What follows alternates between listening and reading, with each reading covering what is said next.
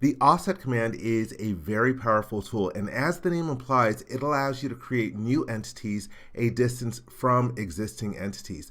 But here's the thing about the offset command. It's really about 4 or 5 different commands in one, because the functionality and the ribbon that you get changes depending on what you select as your inputs.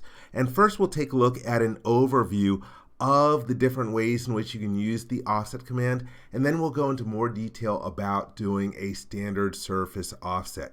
And you'll notice that the offset command is grayed out initially because this is an editing command, and for most of the editing commands, they are object action. You have to select an input first, and then the command becomes available. And like I mentioned, what you select as an input changes how the feature can be used. So for example, let's say I start off by selecting an edge in the model, and I'm going to use the shift key to grab a couple chains over here. And now from the mini toolbar, I can choose the offset command. It's also available in the ribbon. And when I click on it, here you can see the dashboard, and I have a distance that I can offset, and we've got the references tab that lists the boundary edge and then the measurements in here. And in a later video, I'll go into the different options in here in more detail. I'm just trying to show you that this is what the interface looks like if you select model edges as your inputs. But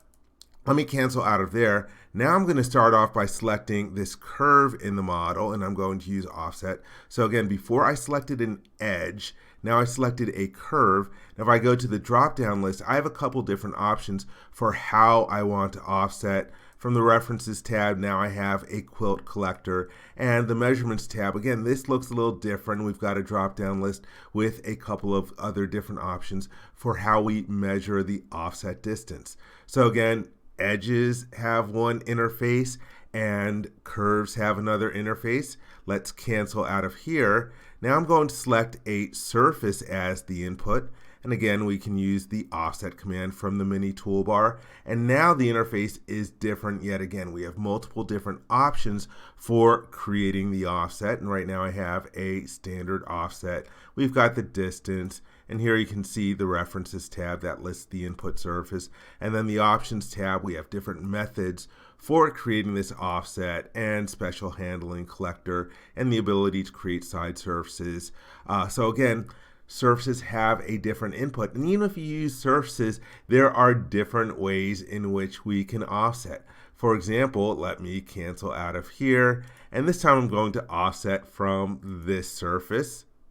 And instead of using the standard offset, another couple of options that we have are the expand option. And with the expand option for the references, let's select our sketch that we're going to define. And so I'm just going to sketch in here, and let's choose this to face the top of the screen. I'm going to flip the viewing direction and hit sketch and go to my sketch view. And for this one, I'm just going to create a simple rectangle as my sketch and drag it out over here. Hit the check mark. And you'll notice what it's doing is it's taking the boundary of that surface that I'm offsetting within the shape of the sketch and offsetting it some distance that I specify. And you can see as I drag it out, very similar to the offset with expand is offset with draft. And that's if this is going to be a molded or cast part. You can have your different draft angles on the side surface to make sure that it can be released from the mold. And one other way in which you can use the offset command is for replacing, and that's typically done with replacing solid surfaces in your model. Let me turn off my datum plane visibility. Here I have a solid extrude. I can select this surface and then go to the offset command, and from the drop-down list choose the replace option and select my input surface. So it is extrapolating the geometry so that the top surface of the model is now using this particular quilt. So again, that's another use of the offset command. So I know I just rattled through 6 different ways in which you can use the offset command.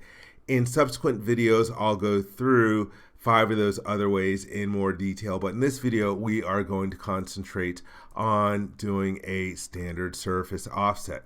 And first off, to make this model simpler to view and use, I'm going to go to the Blend to feature and insert over here to show you how I can offset this particular quilt. And so I will select, I'm going to change to grab the entire quilt from the blend feature, and I'll select it. And to use the standard offset, again, you can go to the mini toolbar or the ribbon to execute the command. And here you see I'm offsetting, and even though I selected multiple different surfaces, it chose this surface not to offset. And what happens is, right now we are using what's called the normal to surface offset. That's the default option. In other words, it is trying to offset every point along that surface normal to the surface given the specified distance. And it's having trouble. If I drag this down over here, there's an area where it can't offset at all, and then it comes back and you can see that middle surface. So again, depending on the topology, the shape of your geometry, there might only be certain values that you're able to do the standard normal to offset. And I like the preview because you can see when you are capable of creating the geometry or not. And normally I would be using this as my outer mold line, but I'm dragging it to the outside just to make it a little more easier for you to see how this is used. If you want this original source surface to be the outer mold line, you can use the drag handle to drag it so that it's within the geometry, or if you have it offset to the outside, there is a flip arrow both in the graphics area that you can use for toggling whether you're offsetting to the inside or to the outside, and you also have this button over here for toggling the offset direction. You'll also notice from the Options tab, we have this ability to create side surfaces.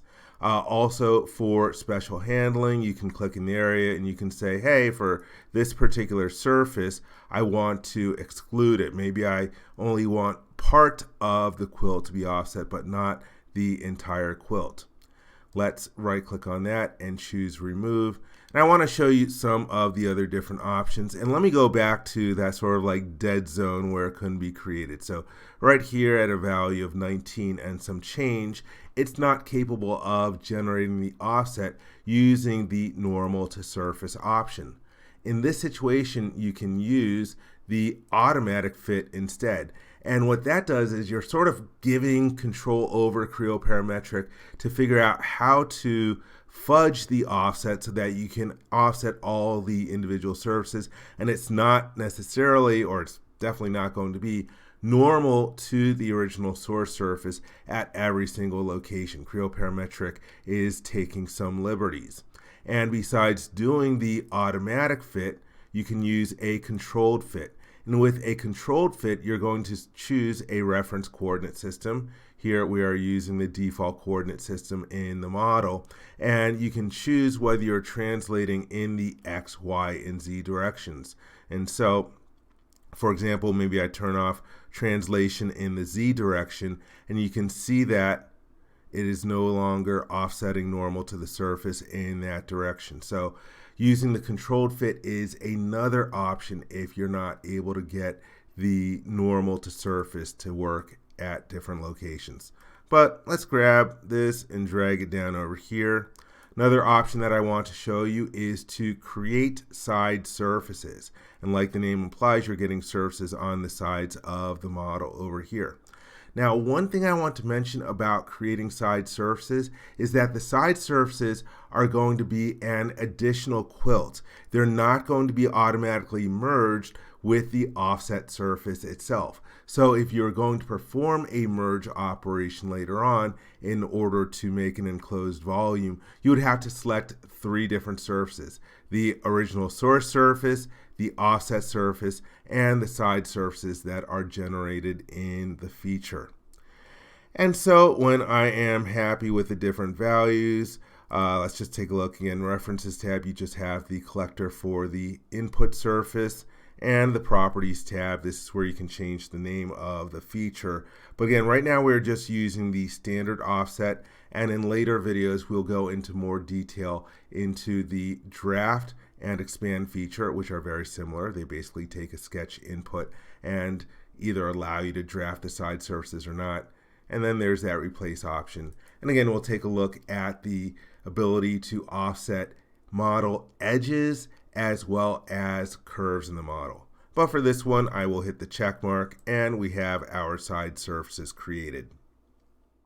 I hope you enjoyed this video. For more information, please visit www.creowindshield.com. If you learned something from this video, please give it a thumbs up. And if you like this video, please click the subscribe button to be informed when new videos are uploaded. Thank you very much.